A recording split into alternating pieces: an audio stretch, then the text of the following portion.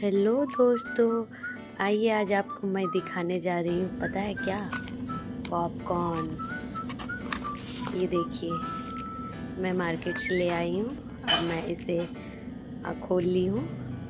ये देखिए, इसके बीज है। मैं कढ़ाई चढ़ा दी हूँ। इसे पूरा हीट होने के बाद इस पे दाने डाल दूँगी।